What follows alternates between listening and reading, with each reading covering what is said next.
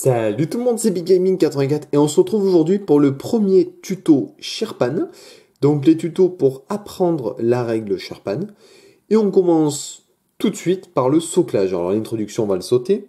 Le soclage, donc la règle Sherpan permet de jouer avec tous les types de soclage. L'infanterie peut être soclée par escouade de 3 ou 4 ou individuellement. Alors en gros, on peut socler façon flame of war ou individuellement. Alors comment ça marche? Vous avez ici une section individuelle et des plaquettes. Alors pourquoi moi j'ai les deux? Tout simplement pour pouvoir jouer dans tous les types de cas.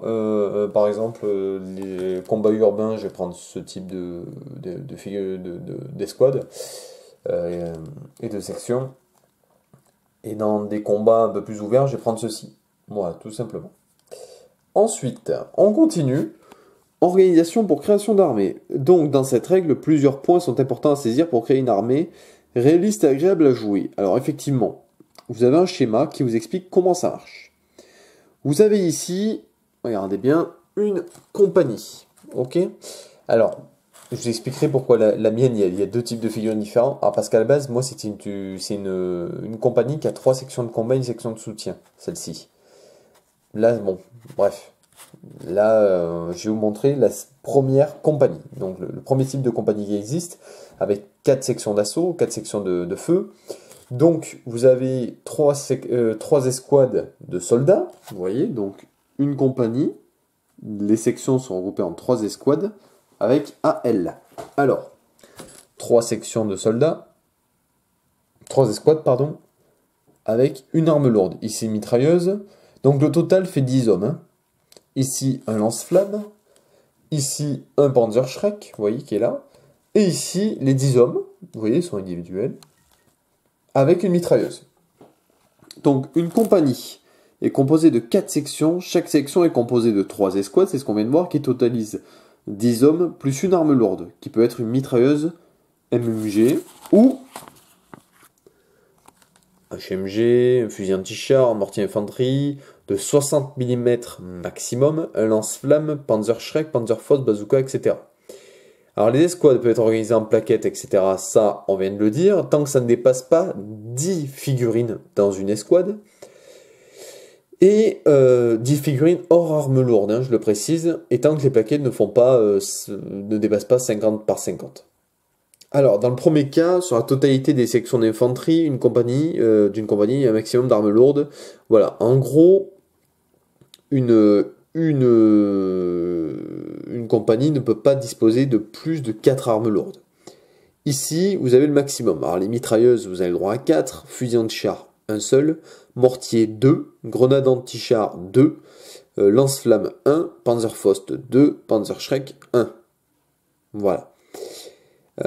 Ensuite, il y a un deuxième type de fonctionnement qui existe. C'est ce que j'appelle des compagnies avec une section de soutien. Donc vous voyez la différence, c'est qu'ici vous avez 3 sections normales, une section de soutien. Ici, toujours les escouades. Et là par contre, vous voyez, il y en a que 3. Et là c'est un M. Alors je vous explique. C'est pas compliqué. La différence, c'est que ça n'existe plus.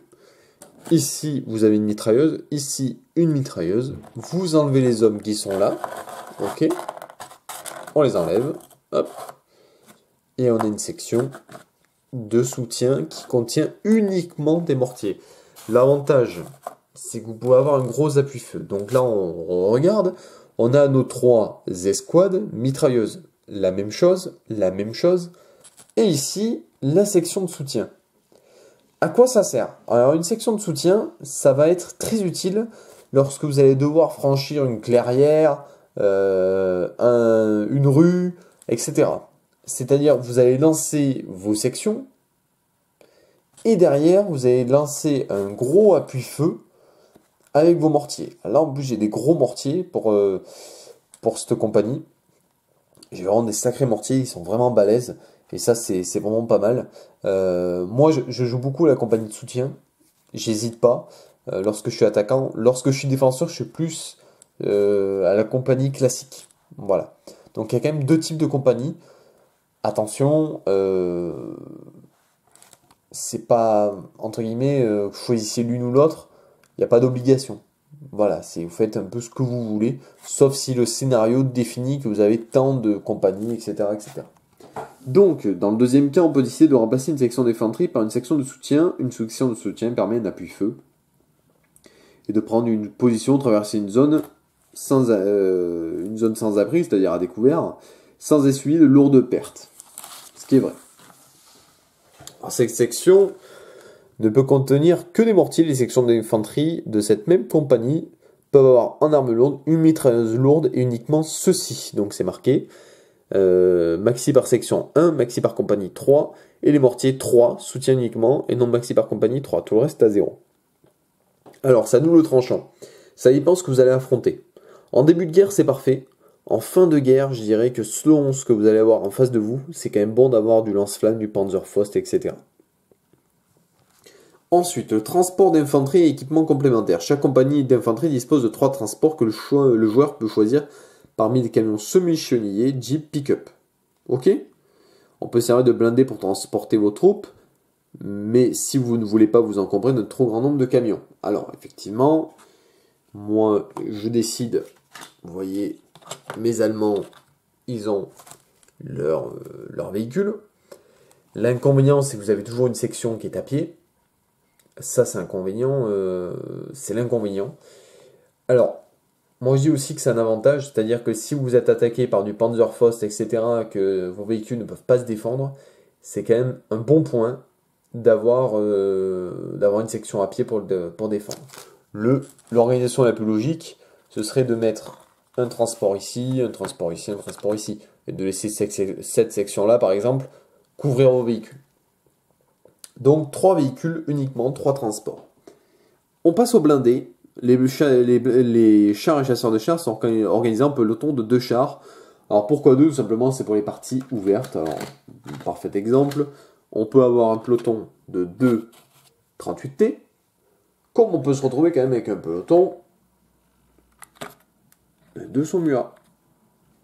Donc après, c'est au choix du joueur. Ok?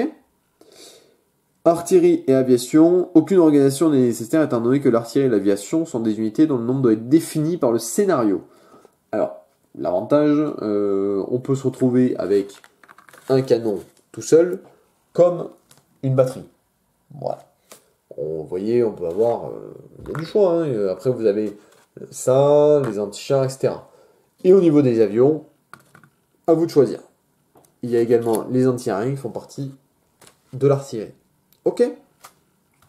Donc oui, artillerie, anti-char, etc., ça appartient à l'artillerie. Alors il faut savoir que sûrement dans une mise à jour, je mettrai tout ce qui est canon anti-char dans les sections d'infanterie. Dans ce cas-là, vous aurez la section de soutien, il y aura un autre choix. Ce sera de l'équiper de 2 canons anti-char à la place des mortiers, ce qui peut être quand même un bon point pour vous aider. Donc, il faut savoir que dans une compagnie, vous avez au minimum 30 hommes, plus une section de soutien. Vous pouvez avoir jusqu'à 40 hommes, plus les armes lourdes. C'est quand même bon peut-être de vous couvrir avec des canons anti-char. Pour l'instant, les canons anti-char sont à part. Voilà, on verra plus tard un peu les retours. Donc pour l'instant, vous voyez, c'est quand même très simple. On est dans l'organisation d'armée et c'est tout. Et la mise en place d'une table de jeu, ça va être le dernier chapitre qu'on va aborder qui est très rapide. Il suffit de respecter la mise en place définie par le scénario. Rien de plus simple. En revanche, pour la mise en place des armées, il faut agir comme indiqué ci-dessous. Le défenseur place ses troupes de la manière qu'il souhaite, sauf si le scénario, je vais y arriver, indique certains impératifs de placement. Le défenseur doit laisser 50 cm de bord libre pour permettre à l'attaquant de rentrer et d'effectuer au moins un mouvement. Sachant que ça, 50 cm, ça dépend aussi de la table de jeu. En général, on juge que c'est un quart de la table. L'attaquant, lui, rentre ses troupes par l'endroit indiqué par le scénario. Ça, c'est dans le cas où vous jouez un scénario particulier.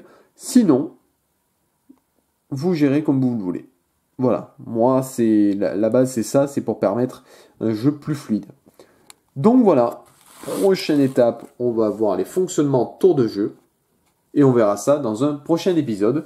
Donc sur ce, je vous dis à la prochaine. Laissez un petit commentaire et abonnez-vous. Et pensez déjà à organiser vos sections d'infanterie. Allez, à plus tout le monde.